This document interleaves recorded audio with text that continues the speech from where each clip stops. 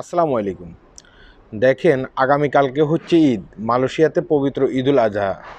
অনেকে কিন্তু আজকে ছুটি পাবেন এবং কি অনেকে গতকালকে ছুটি পাইছেন।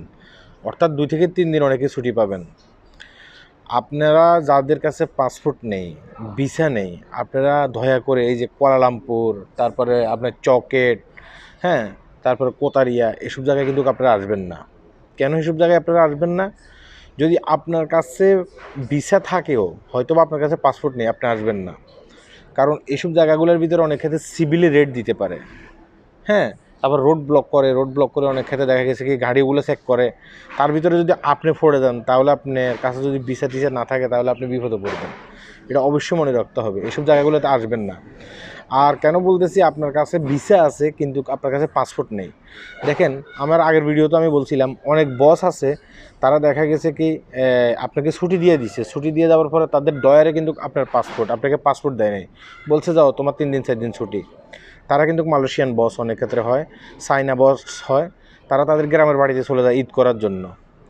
এখন আপনাকে যদি রোড ব্লকে যদি পুলিশ ধরে, কিংবা আপনাকে কোতারিয়াতে যদি আপনাকে ইমিগ্রেশন ধরে, হ্যাঁ, ধরার পরে বলবো যে ঠিক আছে, তোমার তো আছে, ফটোকপি আছে, ফটোকপিতে ভিসা আছে, কিন্তু তোমার কাছে তো পাসপোর্ট নেই, তোমার বসকে বলো পাসপোর্ট নিয়ে আসার জন্য, তখন ছেড়ে দেবো। এখন আপনার বসের কাছে যদি আপনি শতবারও কল করেন, অনেক ক্ষেত্রে আপনার বস নাও ধরতে পারে। কেন নাও ধরতে পারে? কারণ সে বাড়িতে গেছে যে উৎসব করার জন্য, সে আপনার ফোন ধরার জন্য ব্যস্ত না, ঠিক আছে?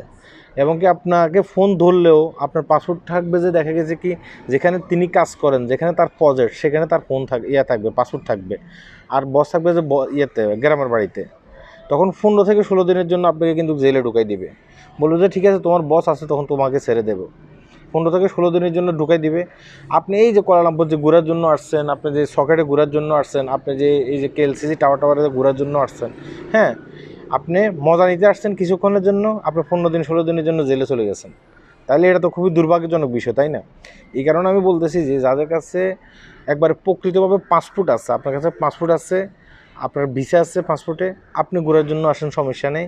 কিন্তু আপনার কোনো বন্ধুবান্ধব যাদের কাছে পাসপোর্ট নেই, কিংবা যাদের কাছে কাগজপত্র নেই, তাদেরকে উৎসাহ দিবেন না যে এগুলোতে ঘোরার জন্য আসার জন্য, হ্যাঁ? কারণ এখন এসব জায়গায় রেট দিতে পারে, রেট দিয়ে কিন্তু গ্রেপ্তার করতে পারে সিভিলে। আপনি এটা মনে করেন না যে এখন তো কোরবানের সময়, এখন রেট টেট দেবে না, মনে হয় যে পুলিশ ভুলে গেছেন, না ভাই, তারা কিন্তু ঈদের দিনও রেট দেয়। মানে এই ধরনের নজরও কিন্তু আছে। তাই আমি বলতেছি যে এই কাজগুলো করতে যাবেন না। মানে ছোট ছোট কিছু সুখের জন্য, খুশির জন্য বড় বড় বিপদে পড়েন না, হ্যাঁ? সবাই ভালো থাকবেন, ভিডিওটি শেয়ার করবেন। আল্লাহ হাফেজ।